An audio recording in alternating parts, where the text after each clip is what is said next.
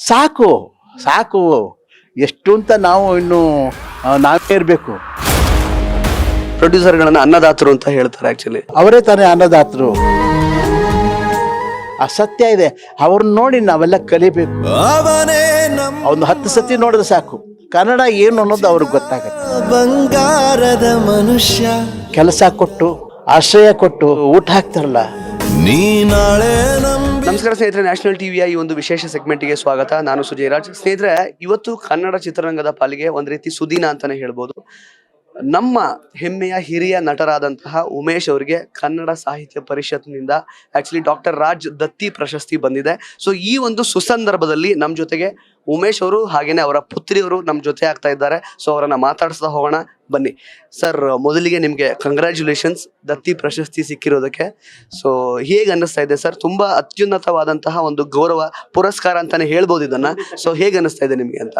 ಅದು ಹುಡುಗಾಟ ಅಲ್ಲ, ಅದು ರಾಜ್ಕುಮಾರ್ ಇಲ್ಲದೆ ಇರಬಹುದು, ಆದರೆ ಅವರು ಮಾಡಿದ ಒಂದು ಒಳ್ಳೆ ಪಾತ್ರಗಳೇ ಆಗಲಿ, ಒಳ್ಳೆಯ ಒಂದು ಕಾರ್ಯಗಳೇ ಆಗಲಿ, ಆ ಒಳ್ಳೆ ಕಾರ್ಯಗಳು ಇವತ್ತು ಸಹಿತ ಮನಸ್ಸು ಉಳ್ಕೊಂಬಿಟ್ಟಿದೆ, ನಮ್ಮ ಈ ಕನ್ನಡ ಪ್ರಪಂಚದಲ್ಲಿ ಉಳ್ಕೊಂಬಿಟ್ಟಿದೆ. ಹಾಗೆ ಅವರ ರಾಜ್ಕುಮಾರ್ ಅವರ ದತ್ತಿ ಪ್ರಶಸ್ತಿ ನಮಗೆ ಕನ್ನಡ ಸಾಹಿತ್ಯ ಪರಿಷತ್ನವರು ಒಂದು ಆಯ್ಕೆ ಮಾಡಿದ್ದಾರೆ ನಮಗೆ. ಇದಕ್ಕೆ ಕಾರಣ ನನ್ನ ಒಂದು ಚಿತ್ರರಂಗದಲ್ಲಿ, ಇಡೀ ಕನ್ನಡ ಚಿತ್ರರಂಗದಲ್ಲಿ, ರಂಗಭೂಮಿಯಲ್ಲಿ ಸಾಕಷ್ಟು ಒಂದು 74 ವರ್ಷ ನಾನು ಬಣ್ಣದ ಬದುಕಿನಲ್ಲಿ ಬಂದಿದ್ದೀನಿ. ಆ ಹಿರಿಯ ರಂಗಭೂಮಿ ಮಾಲೀಕರು ಗುಬ್ಬೇರಣ್ಣ ಇರಬಹುದು, ಹಿರಣ್ಣಯ್ಯನವ್ರು ಇರಬಹುದು, ಮತ್ತು ನಮ್ಮ ಕನ್ನಡ ಚಿತ್ರರಂಗದಲ್ಲಿ ಕಣಗಾಲ್ ಪುಟ್ಟಣ್ಣನವರು, ಪಂದಲೂರವರು, ರಾಜ್ಕುಮಾರ್ ಅವರು, ಇನ್ನೂ ಅನೇಕ ಹಿರಿಯರು ಅವರೆಲ್ಲ ನಮಗೆ ಒಂದು ಆಶ್ರಯ ಕೊಟ್ಟಿದ್ದರಿಂದ ಈ ಒಂದು 74 ವರ್ಷ ಬಣ್ಣದ ಬದುಕು. ನನಗೆ ಈಗ 79 ವರ್ಷ, ಏಪ್ರಿಲ್ಗೆ 79 ವರ್ಷ ಆಯಿತು. ನನಗೆ ಈ ಒಂದು ದತ್ತಿ ಪ್ರಶಸ್ತಿ, ರಾಜ್ಕುಮಾರ್ ಅವರ ದತ್ತಿ ಪ್ರಶಸ್ತಿ ಬಂದಿದೆ ಅಂದರೆ ನನಗೆ ಒಂದು ಆನಂದ ಬಾಷ್ಪ ಬಂತು. ಯಾಕೆಂದರೆ ರಾಜ್ಕುಮಾರ್ ಅವರು ನಾವು ನಿಕಟ ಒಂದು ಸ್ನೇಹ ಇತ್ತು. ಅವರ ಜೊತೆ ಅನೇಕ ಚಿತ್ರಗಳಲ್ಲಿ ನಮಗೆ ಅವಕಾಶ ಮಾಡಿಕೊಟ್ಟಿದ್ದಾರೆ. ಒಂದು ಕಾಲದಲ್ಲಿ ನಮಗೆ ಕನ್ನಡ ಚಿತ್ರರಂಗದಲ್ಲಿ ನಾವು ಪಾತ್ರ ಮಾಡ್ತಿದ್ರು, ಎಲ್ಲೋ ಮರ್ತೋಗ್ಬಿಟ್ಟೆ ಅಂತ ಮರ್ತು ಬಿಟ್ಟಿದ್ದಾರೆ ಜನ ಅನ್ನೋ ಟೈಮ್ದಲ್ಲಿ ಮತ್ತೆ ರಾಜ್ಕುಮಾರ್ ಅವರು ನನ್ನನ್ನು ಎತ್ತಿತ್ತು. ಶ್ರುತಿ ಸೇರಿದಾಗ ಇರಬಹುದು, ಮತ್ತು ಹಾಲು ಜೇನು ಇರಬಹುದು, ಹಾವಿನ ಹೆಡೆ ಇರಬಹುದು, ಶಬ್ದವೇದಿ, ಕಾಮನವೇದಿ, ಅನೇಕ ಚಿತ್ರಗಳಲ್ಲಿ ನಮಗೆ ಪಾತ್ರ ಕೊಟ್ಟು ಮತ್ತೆ ಜನಗಳ ಮನಸ್ಸಿನಲ್ಲಿ ಉಳಿಯೋ ಹಾಗೆ ಮಾಡಿದ್ರು ನನ್ನ ಪಾತ್ರನ. ಈಗ ಮತ್ತೆ ಅವರ ಒಂದು ರಾಜ್ಕುಮಾರ್ ಅವರ ದತ್ತಿ ಪ್ರಶಸ್ತಿ ನಮ್ಮ ಕನ್ನಡ ಸಾಹಿತ್ಯ ಪರಿಷತ್ರವರು ನಮಗೆ ಕೊಟ್ಟಿದ್ದಾರೆ ಅಂದರೆ ಅದಕ್ಕೆ ನಮ್ಮ ಕಾರಣ ನೀವು ಅಭಿಮಾನಿ ಅನ್ನದಾತರು, ಜೊತೆಗೆ ನಮ್ಮ ಕನ್ನಡ ಚಿತ್ರರಂಗ ಅವತ್ತಿನಿಂದ ಇವತ್ತರವರೆಗೂ ನನ್ನ ಬೆಳೆಸ್ಕೊಂಡ್ಬಂದಿದ್ದಾರೆ. ಇದಕ್ಕೆ ನಾನು ತುಂಬ ಸಂತೋಷ ಆಗ್ತಿದೆ. ಈ ಪ್ರಶಸ್ತಿ ಸಿಕ್ಕಿದ್ದಕ್ಕೆ ಇದಕ್ಕೆಲ್ಲ ಕಾರಣೀಭೂತರಾದ್ರ ಎಲ್ಲ ಹಿರಿಯರಿಗೂ ಕಿರಿಯರಿಗೂ ನನ್ನ ಧನ್ಯವಾದಗಳು ಅರ್ಪಿಸ್ತೀನಿ. ಜೈ ಕರ್ನಾಟಕ ಮಾತೆ. 74 ವರ್ಷದ ಒಂದು ಸಿನಿ ಜರ್ನಿ ನಿಮ್ದು. ಅದ್ರ ಬಗ್ಗೆ ಮಾತಾಡೋದಕ್ಕೆ ನಾವು ತುಂಬಾ ಚಿಕ್ಕವರು. ಇಷ್ಟು ವರ್ಷಗಳಲ್ಲಿ ನಿಮಗೆ ಸಾಕಷ್ಟು ಪ್ರಶಸ್ತಿ ಪುರಸ್ಕಾರಗಳು ಬಂದಿವೆ. ಬಟ್ ಡಾಕ್ಟರ್ ರಾಜ್ಕುಮಾರ್ ದತ್ತಿ ಪ್ರಶಸ್ತಿ ಅಂತ ಹೇಳುವಂಥದ್ದು ಆಕ್ಚುಲಿ ಅಂದ್ರೆ ಕನ್ನಡ ಚಿತ್ರರಂಗದ ಒಬ್ಬ ಮೇರು ಪ್ರತಿಭಾವಂತ ನಟ ಅವರು. ಆಕ್ಚುಲಿ ಅವ್ರ ಜೊತೆಗೆ ನೀವು ಆಕ್ಟ್ ಕೂಡ ಮಾಡಿದ್ರೆ ಎಷ್ಟೋ ಸಿನಿಮಾಗಳಲ್ಲಿ. ಸೊ ನೀವು ಇಷ್ಟೊಂದ್ಸಲ ಅವಕಾಶ ಕಡಿಮೆ ಆದಾಗ ಅವರ ಸಿನಿಮಾಗಳಲ್ಲಿ ಅವಕಾಶ ಕೊಟ್ಟು ನಿಮ್ಮನ್ನ ಪೋಷಿಸುವಂತಹ ಕೆಲಸ ಮಾಡಿದ್ರು ಅಂತ ಅವ್ರು ಹೇಳಿದ್ರು. ಸೊ ಈ ಸಂದರ್ಭದಲ್ಲಿ ರಾಜ್ಕುಮಾರ್ ಅವರನ್ನ ನೆನ್ಸ್ಕೊಳ್ಳೋದಾದ್ರೆ, ಅಣ್ಣವ್ರು ಆಕ್ಚುಲಿ ಪ್ರೊಡ್ಯೂಸರ್ಗಳನ್ನ ಅನ್ನದಾತರು ಅಂತ ಹೇಳ್ತಾರೆ, ಆಕ್ಚುಲಿ ನಿರ್ದೇಶಕರುಗಳನ್ನ ಯಜಮಾನರು ಅಂತ ಕರೀತಾರೆ.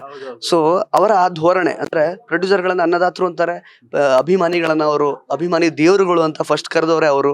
ಸೊ ಪ್ರೊಡ್ಯೂಸರ್ ಅಂತಂದ್ರೆ ಅನ್ನದಾತ ಅನ್ನುವಂತಹ ಮಾತು ಹೇಳಿದವರೇ ಅವ್ರು ಆಕ್ಚುಲಿ. ಸೊ ಅದ್ರ ಬಗ್ಗೆ ಹೇಳೋದಾದ್ರೆ ಏನು ಹೇಳ್ತೀರಾ ಸರ್? ಅದು ಅವರ ದೊಡ್ಡ ಗುಣ ಮತ್ತು ಒಂದು ವಾಸ್ತವ ತಾನೇ. ಇವತ್ತು ಯಾರೇ ಆಗಲಿ ನಮಗೆ ಹಸ್ತವರಿಗೆ ಒಂದು ಹೊತ್ತು ಊಟ ಹಾಕಿದ್ರೆ ಅದು ನಮಗೆ ಅವರೇ ಅನ್ನದಾತರು ತಾನೇ. ಕೆಲಸ ಕೊಟ್ಟು ಆಶ್ರಯ ಕೊಟ್ಟು ಮತ್ತು ಊಟ ಹಾಕ್ತಾರಲ್ಲ, ಅದು ಅವರೇ ತಾನೇ ಅನ್ನದಾತರು. ಹಾಗಾಗಿ ಅವರ ಒಂದು ಪ್ರತಿಯೊಂದು ಆ ಮಾತನ್ನು, ನಡೆ, ನುಡಿ ಎಲ್ಲದರಲ್ಲೂ ರಾಜ್ಕುಮಾರ್ ಅವ್ರ ಸತ್ಯ ಇದೆ. ಅವ್ರನ್ನ ನೋಡಿ ನಾವೆಲ್ಲ ಕಲಿಬೇಕು. ನಾವೆಲ್ಲ ಅವರ ಒಂದು ಕನ್ನಡ ಚಿತ್ರಗಳ ಒಂದು ಕವಿರತ್ನ ಕಾಳಿದಾಸ ಚಿತ್ರ ನೋಡಿದ್ರೆ ಹೊಸ ಕಲಾವಿದರು ಒಂದು 10 ಸತಿ ನೋಡಿದ್ರೆ ಸಾಕು ಕನ್ನಡ ಏನು ಅನ್ನೋದು ಅವ್ರಿಗೆ ಗೊತ್ತಾಗತ್ತೆ. ಹಾಗಾಗಿ ರಾಜ್ಕುಮಾರ್ ಅವರು ಒಂದು ದೊಡ್ಡ ವಿಶ್ವವಿದ್ಯಾನಿಲಯ, ಅವರಿಂದ ಬೇಕಾದಷ್ಟಿದೆ. ನಿಮಗೆ ಬಂದ ಭಗವಂತ ಬರ್ತಾ ಇದೆ ಇವಾಗ ಸೀರಿಯಲ್, ತುಂಬಾ ಮನೆಗಳನ್ನ ತಲುಪಿದ್ದೀರಾ ನೀವು ಆಕ್ಚುಲಿ. ಸೊ ಅದು ಬಿಟ್ರೆ ಚಿತ್ರರಂಗದಲ್ಲಿ ಅವಕಾಶಗಳು ಹೇಗೆ ಸಿಗ್ತಾ ಇವೆ ಇವಾಗ ಅಂತ? ಪರವಾಗಿಲ್ಲ, ಯಾಕೆಂತಂದ್ರೆ ಕನ್ನಡ ಚಿತ್ರರಂಗದಲ್ಲಿ ನಾವೇ ಇರಬೇಕು ಅಂತ ಏನೋ ಒಂದು ದುರಾಸೆ ಇಲ್ಲ. ಯಾಕೆಂತಂದ್ರೆ ಕಾಲ ಬದಲಾಗ್ತಾ ಇರುತ್ತೆ. ಅವ್ರದ್ದು ಒಂದು ವಿವಿಧವಾದ ಹಾಸ್ಯ ಇರುತ್ತಲ್ವಾ, ಅದಕ್ಕೆ ನನಗೇನಿಲ್ಲ.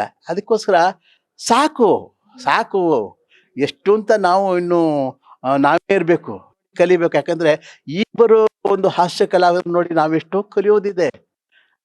ಕಲಿಯೋದಕ್ಕೆ ಕೊನೆ ಇಲ್ಲ. ಕನ್ನಡ ಚಿತ್ರರಂಗ ಇವತ್ತಿನವರೆಗೂ ಅಷ್ಟೇ ನಮ್ಮನ್ನ ಕೈ ಬಿಟ್ಟಿಲ್ಲ. ಎಲ್ಲೋ ಒಂದ್ ಕಡೆ ನಮ್ಮನ್ನ ಪಾತ್ರ ಮಾಡ್ತಾ ಇದೀವಿ. ಮೇಡಮ್, ಆಕ್ಚುಲಿ ಸರ್ ಅವರ ಮಗಳಾಗಿ ನಿಮ್ಗೆ ಆಕ್ಚುಲಿ ಡಾಕ್ಟರ್ ರಾಜ್ ಪ್ರಶಸ್ತಿ ಸಿಕ್ಕಿರುವಂತದ್ದು ಎಷ್ಟು ಖುಷಿ ಕೊಡುತ್ತೆ ಅಂತ? ತುಂಬಾ ಖುಷಿ. ಹೇಳಕ್ಕೆ ಇದೇ ಇಲ್ಲ, ಮಾತುಗಳೇ ಇಲ್ಲ. ಹೀಗೆ ಬೇಕಾದಷ್ಟು ಪ್ರಶಸ್ತಿಗಳು ಬಂದೆ ಇನ್ನೂ ಬರಲಿ ಅಂತ ಆಶಿಸ್ತೀನಿ. ಮತ್ತೊಮ್ಮೆ ನಿಮಗೆ ಶುಭಾಶಯಗಳು. ಇನ್ನಷ್ಟು ಪ್ರಶಸ್ತಿಗಳು ಪುರಸ್ಕಾರಗಳು ನಿಮಗೆ ಸಿಗ್ತಾ ಇರಲಿ ಸರ್. ನಿಮ್ಮ ಆಶೀರ್ವಾದ ನಮ್ಮ ಮೇಲಿರಲಿ. Thank you so much. So ಸ್ನೇಹಿತರೆ, ಇದಿಷ್ಟು ಉಮೇಶ್ ಅವರ ಮಾತುಗಳು. ಮತ್ತೆ ಭೇಟಿ ಆಗ್ತಾ ಇರೋಣ. ಧನ್ಯವಾದ.